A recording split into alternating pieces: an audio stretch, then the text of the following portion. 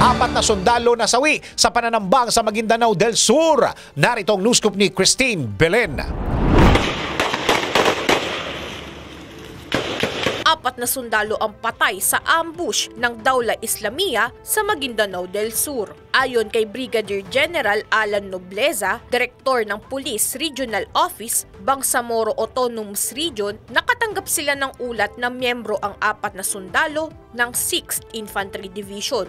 Kaugnay nito, kinilala ni 6th Infantry Division Major General Alex Rillera ang mga nasawing militar na sina Private Marvin Dumaging, Private Jesse James Corpus, Private First Class Carl Aranya at Corporal Crezaldi Esperto. Kwento ni Major General Rillera, nasa sasakyan ang apat na sundalo papunta sa command post nang sila'y pagbabarilin ng mga terorista gamit ang M16 at M14 rifles sa Barangay Tuwayan, Datu Hofer. Isinugod ang mga biktima sa Maguindanao Provincial Hospital kung saan sila idineklarang dead on arrival dahil sa napakaraming tama ng bala sa katawan.